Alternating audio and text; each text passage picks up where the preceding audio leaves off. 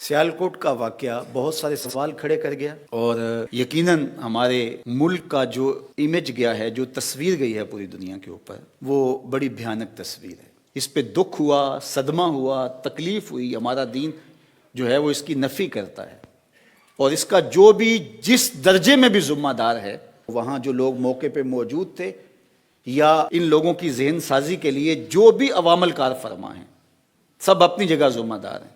ہمارا دین اس کی قطعاً اجازت نہیں دیتا، لیکن اس کی آڑ میں لبرلز کو راستہ مل گیا اور وہ اس قانون پر بات کرنے لگے، اور وہ کہتے ہیں کہ چونکہ یہ قانون موجود تھا، قانون کی موجودگی سے تو جرائم کم ہوتے ہیں کہ جرائم ہوتے ہیں۔ کوئی کہے قتل اس لیے ہو رہے ہیں کہ قانون موجود ہے، ڈاکے اس لیے پڑ رہے ہیں کہ ڈاکو کی سزا موجود ہے، چوریاں اس لیے ہو رہی ہیں کہ چوری کی سزا موجود ہے۔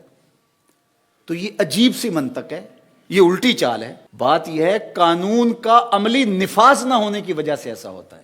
جرائم اس لیے ہوتے ہیں کہ قانون عملی طور پہ نافذ نہیں ہوتا۔ جہاں چور کے ہاتھ کاٹے جاتے ہیں وہاں چوری نہیں ہوتی، جہاں قاتل کا سر کاٹا جاتا ہے وہاں قتل نہیں ہوتے، جہاں ڈاکو کو چوراہے میں لٹکایا جاتا ہے وہاں ڈاکے نہیں ہوتے۔ تو یہ ایک عجیب کہانی ہے کہ چونکہ قانون یہ موجود ہے ناموس رسالت کا، تو اس لیے ایسا ہو رہا ہے۔ قانون پر تو آج تک عمل درآمد نہیں ہوا۔ تو یہ بھی انتہا پسندی کی ایک صورت ہے۔ ایک مذہبی جنونیت اور مذہبی انتہا پسندی ہے، اور دوسری یہ لبرل کی انتہا پسندی ہے۔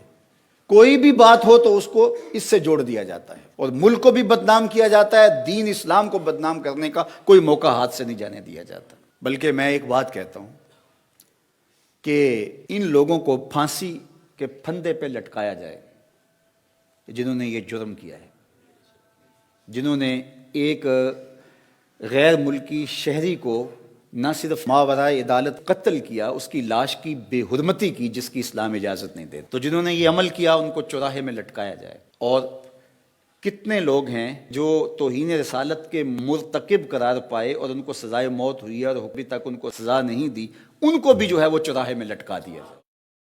دونوں کو اکٹھا لٹکا دیا جائے، دیکھنا نتیجہ کیا آتا ہے۔ نہ کوئی اہانت رسول کرے گا اور نہ یوں کوئی قانون کو ہاتھ میں لے گا۔ اور دوسری بات میں اور کرنا چاہتا ہوں، انگلیوں پر گنے ہوئے کچھ لوگ ہیں جو مغرب کے وظیفہ خور ہیں، اور وہ مختلف جگہوں پہ بیٹھ کر کے جو ہے وہ اس قانون کے خلاف اور ان چیزوں کے خلاف بات کرتے ہیں۔ وہ چند لوگ ہیں، وہ حکومت بھی جانتی ہے، ادارے بھی جانتے ہیں، جو مغرب کے وظیفہ خور ہیں اور جن کو ڈیوٹی دی گئی ہے۔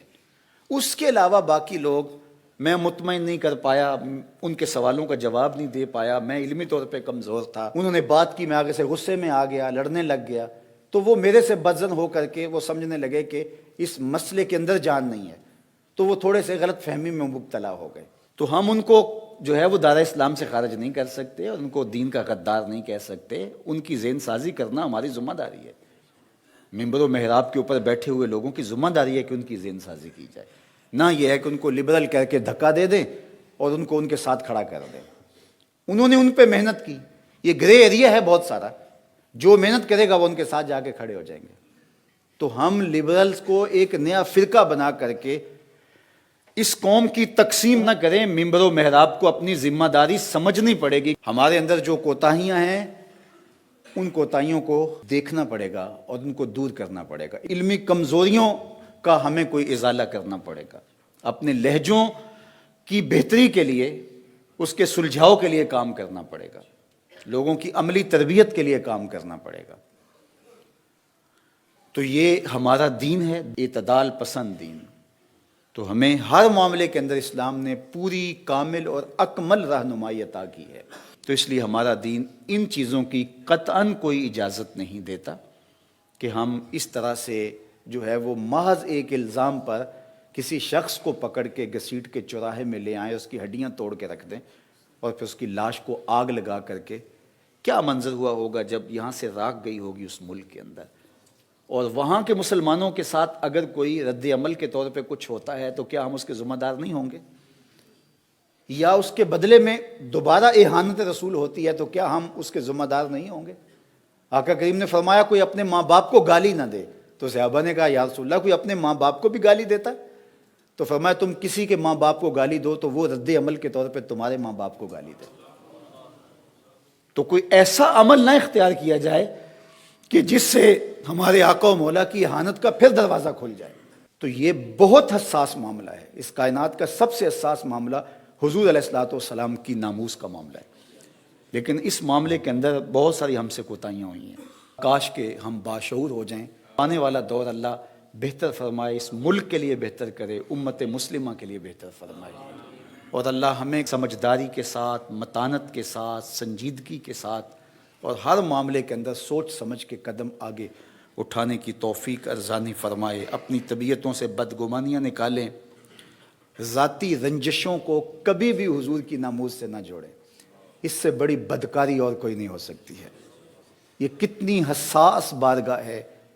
اور میں اپنی دشمنی جو ہے وہ اس بات پہ نکالوں، کسی تنظیم سے میری دشمنی ہے، کسی فرد سے میری دشمنی ہے، کسی برادری سے میری دشمنی ہے، کسی شخص سے میری دشمنی ہے، تو میں صرف اس بات پر کہہ کے اپنا غصہ اس پہ نکال لوں. اس سے بڑی بدکاری نہیں ہوگی. تو یہ بدکاریاں جب ہوتی ہیں اور اس طرح کے معاملے ہوتے ہیں پھر قومیں تباہ ہو جاتی ہیں. تو اللہ کے محبوب علیہ السلام کا یہ فرمان سن لیجئے. آقا کریم نے فرمایا وَإِيَّاكُمْ وَالْغُلُوَّ فِي الدِّينِ وَإِنَّمَا أَهْلَكَ مَنْ كَانَ قَبْلَكُمْ الْغُلُوُّ فِي الدِّينِ. فرمایا دین میں انتہا پسندی سے بچو. تم میں سے پچھلی قومیں انتہا پسندی کی وجہ سے ہلاک ہو گئے. اس انتہا پسندی نے قوموں کے تشخص کو مٹا دیا، قوموں کے تشخص کو جو ہے وہ ختم کر کے رکھ دیا. تو آج ہمارا جو تشخص ابھرا ہے وہ اچھا نہیں ہے. یہ جو پکچر آ رہی ہے اسکرین کے اوپر، یہ ہماری تصویر نہیں ہے. یہ جو حضور نے ہمیں تصویر دی تھی، خوبصورت تصویر جو گلابوں سے زیادہ مشک بار ہے، جو چاند سے زیادہ روشن ہے، یہ وہ تصویر نہیں ہے. یہ ہماری بگڑی ہوئی تصویر ہے، یہ ہماری مسخ شدہ تصویر ہے. تو سیالکوٹ کے واقعہ کی مذمت کرنے سے کیا ہوگا؟ ہمیں عملی اقدام اٹھانے پڑیں گے. فقط مذمت سے کچھ نہیں ہوگا. تو اس لیے ہمیں شعور کی آنکھ کھول کر کے جینا ہوگا. ہم وحشیوں کے معاشرے میں نہیں رہ رہے، انسانوں کے معاشرے میں رہ رہے ہیں. پہلے یہ تھا اگر کوئی مشکل میں ہوتا لوگ بچانے کے لیے نکلتے تھے، اور آج ایک مشکل میں ہوتا ہے تو دوسرے اس کی مدد کرنے کی بجائے ویڈیو بنانے کھڑے ہو جاتے ہیں. اگر اس کو بچانے کے لیے اتنے لوگوں میں سے 20-25 لوگوں کی آواز ہی اٹھتی تو ایسا حادثہ نہ ہوتا، ایسا واقعہ نہ ہوتا. تو اللہ تعالیٰ اپنی رحمتوں کے سائے رکھے اور اپنی کرم نوازیوں کا نور نصیب فرمائے.